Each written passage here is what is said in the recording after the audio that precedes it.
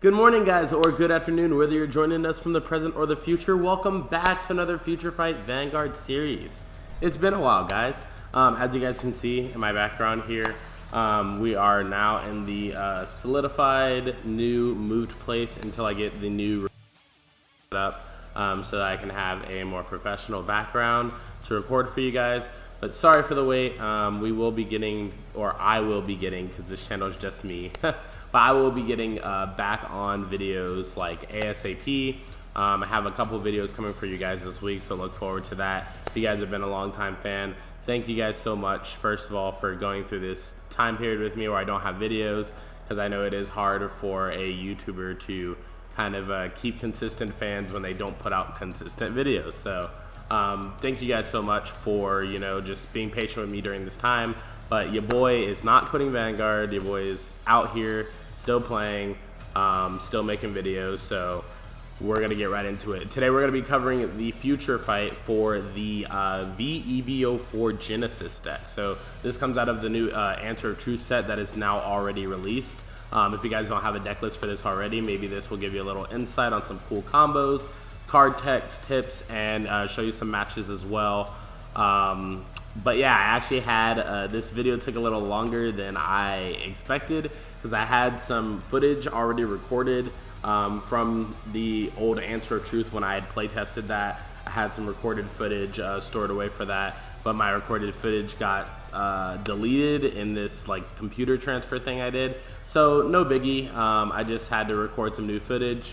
Like I said, not a big deal, but the new footage is going to be fighting some of the newer stuff because Cardfight area just got updated. So I am going to be playing on Cardfight area patch 3.08. So yeah, just small note for you guys. But if you haven't already, be sure to up here or down in the link below, check out our sponsor, Dabbers Cards and Games. They also have a site on TCG Player, dabberspro.tcg.com. Definitely check that out. Dabbers is a local card store based in Georgia. They have a lot of cool sleeves and deck boxes from Japan that they kind of bring over. There's like one of the only stores in America, I feel like, that does that, except if you live in Cali, y'all have like the Cash Cow.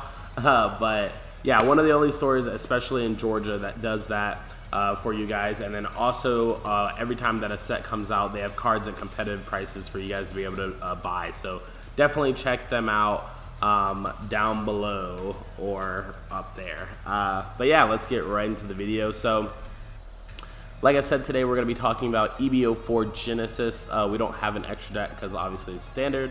And then I actually took a interesting route with the Genesis deck. So I know that the Genesis deck has a build that everyone pretty much uses. It's like the Himiko focus build. But we actually decided to, in order to show you guys something different that I actually like to play, because I would never show you guys something that I don't like or that I don't think is decent.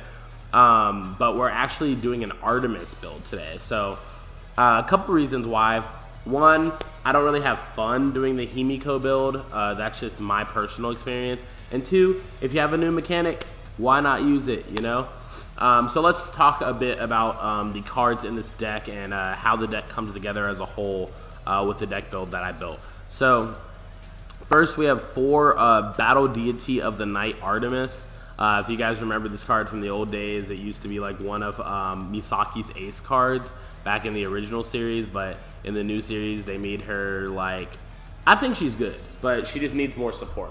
That's why we're just like running like a half Artemis, half Himiko deck almost. But her abilities is she has a Vanguard ability that says continuous. All of your units with a godly equip gauge cannot be chosen by your opponent's card effects, and they get plus 5,000 power, and they get the trigger effects that were given to this unit. So basically that's a really cool mechanic with this new godly equip gauge. It's kind of like the Tachikaze equip gauge, but basically equip gauges come from your soul instead of your deck. Also, they usually require abilities to put them on there. Like Tachikaze does too, but Tachikaze, it's a lot more easy to get them out, to get the gauges on there when you want to use them, but this deck requires a little bit of setup. So we'll get into that more when I go through the rest of the other cards. But a couple things to note is that units with a equip gauge cannot be chosen by your opponent's card effects. That is very, very, very good. That means when you're playing against Control, Kagero, Shadow Paladin, and you guys will see an example of that because I do play the new version of Shadow Paladin with this deck. But you guys will kind of see that going into there, your units can't be sniped off if they have a godly equip gauge. So your most important units that you want to keep on the board, not only can they not be sniped, but they also get 5,000 power during your turn and during your opponent's turn, which means it's easier for you to defend against as well. Also, if you have the grade 2 Artemis on the field, most likely, or she's going to have an equip gauge if you're giving it plus 5,000. So her skill also gives you plus 10,000 for each godly equip gauge attached to her, so she's super easy to block your opponent's attacks. I'm pretty sure some opponents won't even bother going after her after a while, but some opponents really like going after her because they really don't want you to have that godly equip gauge setup. Also, they get the trigger effects that were given to this unit, so if you check a crit, it goes to, if you put it all on Vanguard, then it goes to every unit that has an equip gauge. So it's kind of like if you have 2 rear guards on your left front row and your right front row, and you give all trigger effects to Vanguard, even if they PG'd, all trigger effects both go to both side rear guards as well, which is really cool. Also, no, you don't draw multiple cards for hitting a draw trigger. I know some of you guys have thought that in the past, and that's just not a thing. The trigger effect, it just means like the trigger power, and if it's an effect like a crit, then you'll get it. The crit is really the only thing that it means by trigger effects that's not only power. So its rear guard ability is when it's placed, you may put a card from your soul face down as a godly equip gauge for this unit. So if you have an Artemis in your hand and you don't have a card on the right side, then you can actually, or you don't have a card on the right or left to attack with that has a godly equip gauge, then you can actually just play an Artemis from your hand, and Artemis is actually the easiest one in this entire deck to just put an equip, or to put a godly equip gauge on. The grade 2 requires that you have to hit, so your opponent kind of has to give you some leeway with that, and then the grade 1 is when it attacks or boosts. And the only way that you can use that on the same turn that you play it is if you're boosting with it, boosting Vanguard. So, like I said, I'll talk more about that a little bit later. You guys will see it in action. But let's continue on. So we do have Oracle Queen Himiko. This is a force deck, by the way. So every time you're riding, you're getting a force marker to put somewhere. I usually put the first force on Vanguard circle, and then after that, divvy them up between my rear guards because you know your opponent's go to PG your Vanguard, or with the equip gauge, actually, the godly equip gauge, you can actually put an Artemis behind your Vanguard, and it can be really big, and you can like trick your opponent sometimes. I'll like tell you guys how. So yeah, Oracle Queen Himiko. Let's talk about her for a second. She is actually the main VR that comes out of the set for Oracle, or for Genesis. I was looking at her name, but yeah, she is the main VR that comes out of this set for Genesis. She has a really cool effect. I just don't like building a whole deck based around her, but she is cool to put in here as like a little side thing to be able to use when you need to get to your pieces for Artemis. So what she does is once per turn when she's on the Vanguard circle, you can Soul Blast 5, and then you can choose a critical trigger or a draw trigger from your soul, put it on the bottom of your deck, and then you activate that trigger effect 1 time for each grade of your opponent's Vanguard. So this works out really cool for you if your opponent's Kagero and they're Novell, because you do Himiko, you get to use the ability 4 times. But most of the time your opponent will be a grade 3 or a grade 2.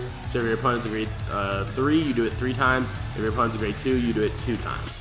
And if your opponent's a grade 0, like they're a starter, like they haven't rode, like you just can't do it at all. Like that's not even really a plausible situation to talk about, but it could happen, I guess, without your opponent conceding. So just be aware of that.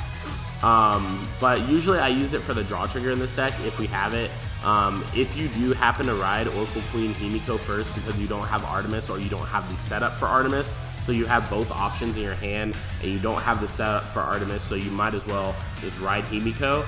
If your opponent is grade 2 and you have a crit already in the soul from like Sayahime or something like that, then you can just instant go aggressive, and sometimes you can even kill your opponent right there. Like I've done it, my opponent's been at like 2 damage.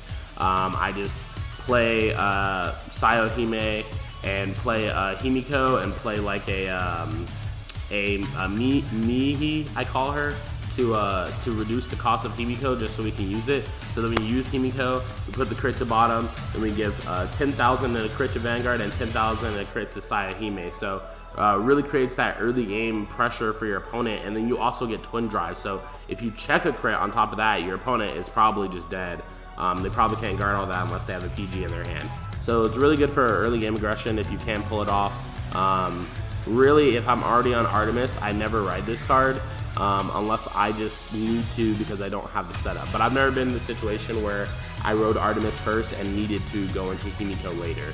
I'm always in the situation where if I don't have Artemis, I ride Himiko and get all my setup pieces, and then I ride Artemis later if I haven't finished off the game with Himiko already. So moving on to our grade 2s, we have 4 Battle Maiden Sayahime. Like I was mentioning before, this is like more for the Himiko part of the deck, but it does also come in handy with the Artemis part of the deck, getting some cards into your soul, etc, etc. So when this card is placed, you can counterblast 1, soul blast 2, draw 2 cards and put a card from your hand into your soul, and then you increase this unit's power by the shield of the card put into your soul until the end of the turn. So the most ideal cards to put into the soul from this ability is either a crit trigger, so that would be Battle Maiden Kokiri Hime or Cyber Tiger, or Talisman Angel, the 5k shield draw trigger, just to give it like 5,000 power. So ideally you want to put it in a crit just so that you get plus 15. And you also have that setup if you have to Himiko, or you have that setup if you have to Himiko as well with Talisman Angel. So you do want to put a trigger into your soul. Most of the time when I can't put a trigger in my soul, I just put any card that I would discard into my soul. So if it's a grade 3 and I have to risk not getting any power, most of the time I'm willing to do that just because I drew 2 cards, and at that point it's like a draw 2, drop 1. So not bad, very good card in this deck, especially for having what you want to have in your soul, etc. So then we have 4 Strongbow of Starry Night Ulixis. So what Ulixis does is it has a really good ability on the rearguard circle. Unfortunately, something that I should mention is that this deck doesn't have a card that you would rather ride on Vanguard circle, because we don't run that other grade 2 that they do in the Himiko deck. So you don't have a preferred ride target. So really, it really just depends on your hand what you want to ride, what you're set up for going into your grade 3. You kind of just look at your hand and you're like, okay, do I want to play more Artemis this game, or do I want to play more Himiko this game? You kind of just look at your matchup too and decide that as well. But Ulixis' ability, like I was saying, is rearguard. At the end of the battle that it attacked a Vanguard, you put this card into your soul, you draw a card, and you soul charge 1. So what this means is that this card attacks, into the battle, shoves itself in the soul, you draw a card, and you soul charge 1. So really good for building your soul. Also draws you a card so you don't neg from it not being on the board anymore. It's a break even, really good card. Then finishing out our grade 2 lineup, we have 4 of the grade 2 Artemis, which is Twilight Hunter Artemis.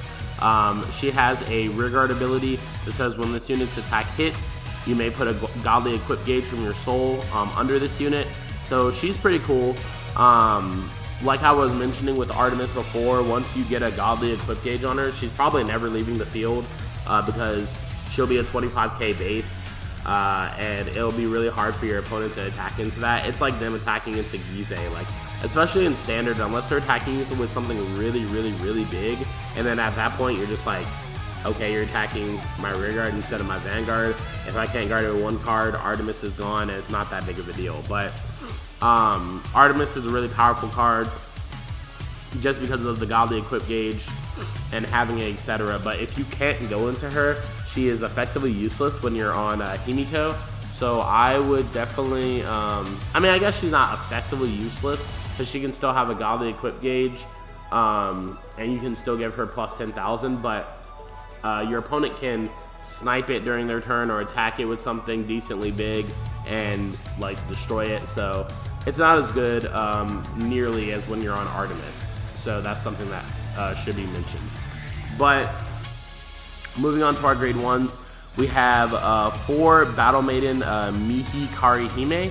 So Mihi Karihime basically has a rear guard ability saying that when it's placed from hand, you reduce the next time that you Soul Blast by 3 until the end of the turn. So this is more for the Himiko side of the deck. Obviously, since Himiko is the only one with a really big Soul Blast, and there's times where you can use it with Saiyahime too, just to like not waste your soul from Saiyahime as well. So you do want to use it for Himiko, in my personal opinion, because you get the most value out of it then. But yeah, you guys can use it however you want. I just like to play 2 Mihis just to use Himiko for free a lot of the time. So Mihi is just for the Himiko part of the deck and nothing else really, because it doesn't really help you when you're on Artemis, except if you're using Saiyahime like I said before. So then we have 4 Bowstring of Heaven and Earth Artemis. So Artemis is our grade 1 equip gauge related card. So only the Artemis cards in this deck are equip gauge related, which I believe that if Genesis gets future support and they get more godly equip gauge stuff, that would be like so awesome. That would be godly, if you will.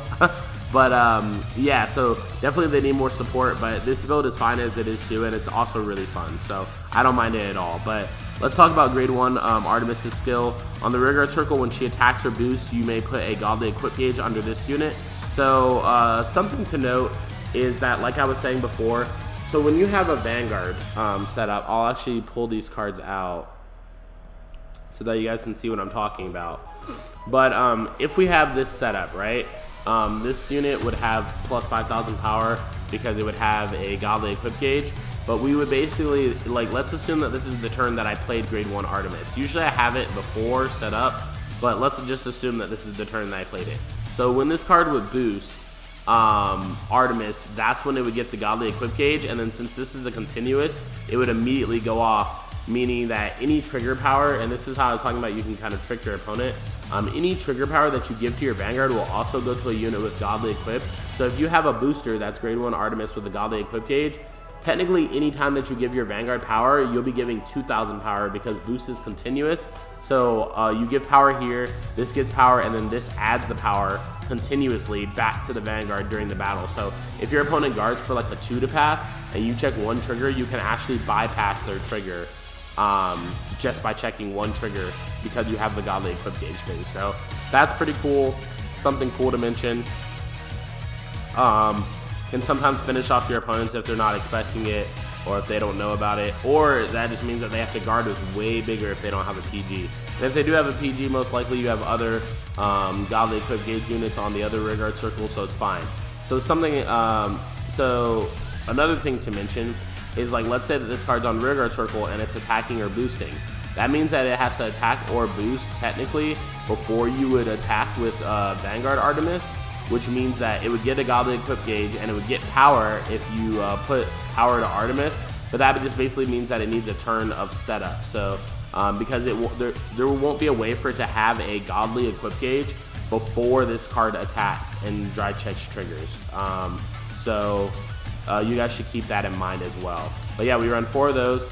Moving on with our grade 1 lineup, we run 4 Witch of Cats Cumin. So what she does is she's really good for this deck. Usually in the other deck, she is used more for bouncing cards to your hand and reusing their on-place ability. But in this deck, we more use her for putting cards from drop zone to soul, like trigger units and stuff like that. Because when you're on Artemis and you don't find another Artemis to ride, like, your soul gets pretty dry pretty quickly from putting all the godly equip gauges on like 3 of your cards, I would say. So you really do want to have Kumin to put cards into your soul to fuel more of your godly equip gauges. So when this card is placed, you can mouse 1 to rest this unit. Then you can return a stood rearguard to your hand, a standing position rearguard, or put a card from your drop zone into your soul. So the only standing position rearguard that we will want to return to the hand for doing anything is Saiyahime or Mihi, but that's more when we're on Himiko, so be aware of that too. So this card is just good if you're on Artemis or Himiko, which is why it's in this deck. But yeah, let's move on. So we have a 1 of, just to round out our grade 1 lineup, which is Swift Runner of Clear Skies Achilles. So Achilles, what it does is act when it's on your rear guard circle. You can put this card into your soul, and 3 of your units get plus 3,000 power. So not only is this a decent ability, but it also does fuel your soul as well. If you just need that 1 extra soul, or you need that 1 godly equip gauge for Artemis as well. So then for our grade 0s, we run the typical lineup for a force deck, or actually I guess not a typical lineup. I'll explain why. So we have 1 aiming for the stars Artemis. This is our draw starter. Pretty typical, every deck has one, you guys should know this by now. And then we have 6 crit, 6 draw, and 4 heal. Now while some decks may run this lineup, it is very ideal for Genesis to run this lineup just because of how Himiko works and Sayohime. So Sayohime makes you put cards in, or lets you put cards into Soul and gain the shield value. So our Sentinel triggers or our PG draws, like, they don't have any shield value. Notice that the shield value is 0 because it's a PG. So you definitely do want to have something with shield value, like a 5k draw trigger for Sayohime, but you also want to add more chances for a draw trigger to hit your soul, or for you to just be able to shove a draw trigger into your soul, because you want to be able to shove a draw trigger into your soul sometimes without having to shove a PG. Because if you have to shove a PG, you're losing a PG from your hand, you're getting no power from it, and it's just all around not good. So that's why we run 6 crit, 6 draw, and 4 heal. But with that being said, let's get right into the games portion of the video. So we're opening back up our card fight area here. There we go. We're gonna load replay. Load Genesis 1. So we're playing against the new Dark Irregular for the first go round. I didn't know all the abilities, so this was actually pretty confusing, but my opponent didn't really know either. They were just kind of using abilities that I had to read and sometimes correct them on. So he uses the skill of that card to get a grade 3 to his hand.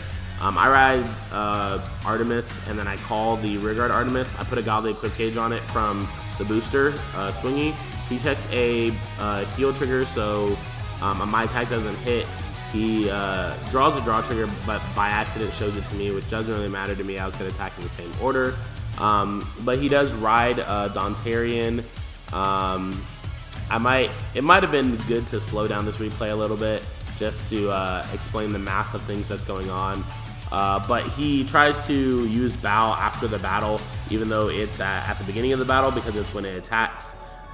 So he doesn't use Bow, and then he just attacks my rear guard. He uses Dontarian skill to soul charge 2 because I had a retired rear guard. So we lost Artemis, which is, you know, fine, but we did draw another one with Sayohime. Like I said, Sayohime is very good for drawing into cards. He does let my rear guard Artemis hit, so it goes up to 15k and gets a godly equip gauge. We attack with Vanguard, hit a draw trigger, and put it on Sayohime. And then our opponent attacks us for 12. We no guard. Since we're 12 and he's 13, the attack doesn't hit. He uses Bow skill, and then he can only target Sayohime because, like I said, our godly equip gauge cards can't be targeted. So he has nothing to attack, actually, so it kind of screws him over.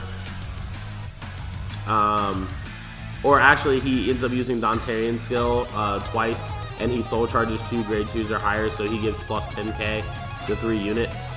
I was a little confused by that, so we were talking about it. So I guarded, and then I just take one of his attacks. I get a heal trigger. I call another Artemis. I attack his rear guard for 10. He actually guards this one because he saw what happened last time. We check 2 cards. Neither of them are triggers. And he guards our rear guard Artemis because he doesn't want another godly equip gauge on the side. And then he attacks our rear guard for 20 because he really wanted our equip gauge card out of there. So he was really focused on that, but at the point that he started doing this, I was kind of just like, okay, I'm probably just going to deck him out. That's kind of something that I saw this early in the game. Because Dark Irregular, you know, especially this new version, it seems like it has to keep soul charging to have to do cool things or good things with their cards. So we're basically just playing the game regular, attacking our opponent, etc. Nothing big to really show for. Our opponent does hit a heal trigger, but he's at 13 cards in deck, which when he hit that heal trigger, it solidified even more for me that I should deck him out, because it doesn't seem like we can like beat him with, you know, the PGs in his hand and stuff like that. So we're just playing normal, keeping good shield amounts in our hand, etc. So we attack with our rearguard first so that grade 1 Artemis can get a godly equip gauge, and then we attack with Vanguard for 36. He actually guards for 52, so this is one of those situations where I was saying you can trick your opponent. If I checked a crit trigger right there, the game had been over, or would have been over, but we did not check any triggers there, so we didn't bypass the attack at all. And then he guarded my rearguard grade 2 attack as well. So he uses Ripper skill to retire the only rearguard that he can retire, because like I said, my cards can't be targeted for retire. And then he attacks my rearguard for 25, which I'm not really willing to let that go, so I 2-passed it. Then he attacks my Vanguard for 43 with PG, and then he attacks my Vanguard for 39, or sorry, he attacks my rearguard for 39, which I personally don't think he should have done, but that's just me. But we do attack him for 36, and he has 4 cards in his deck, so at this point I'm like, I just need to do him 1 damage, and then he won't be able to drive check next turn. So it's kind of checkmate as soon as he takes the damage. I think that he personally should have guarded that last attack, but he didn't, even though he had that PG in his hand. So he took a damage, drew a card, and he is at 2 cards in deck. And he basically attacked me, and I no guarded, and he didn't realize that he had 2 cards in his deck, so then he just decked out and he lost. So like I said, you know, it's that ability to be able to kind of like see into the future of what's going to happen with your match depending on the matchup, like if you can kill them, if you can't kill them. Are they a deck that, you know, Soul Blast a lot or goes through their deck a lot, like Grand Blue or something like that, that you can try to deck them out if they're not too aggressive, etc., etc. So loading up Genesis 2, we're playing into the new Shadow Paladin deck. We are going first, so we ride Kumin and we draw. Our opponent rides and then gets a draw trigger. We ride, attack. So pretty basic early game. He doesn't have Blaster Dart, thankfully for me, or maybe he just doesn't run Blaster Dart. But we do ride Artemis. We call the grade 2 Artemis. We get a heal trigger. Unfortunately, he had his crit trigger here, so it's easy for him to guard. Sorry, I attacked the rear guard so that he wouldn't guard, so we could get a godly equip setup. So basically, this is super useful against Shadow Paladin because he rides Gust Blaster, and he can't make me retire any of my cards because they have godly equip gauge. So we do attack rear guard, get a godly equip gauge setup, and so our setup is actually perfect this game because we have a godly equip gauge on both sides. He asked me how I was at 35, and I told him it was because of the godly equip gauge base plus trigger power. So he basically can't retire any of my cards except for Human, which we don't really care about her. She served her purpose, so to speak. But he attacks us for 15, we take it. We guard him for a 2-to-pass on Vanguard, which I guess we shouldn't have done because I guess he's Rin.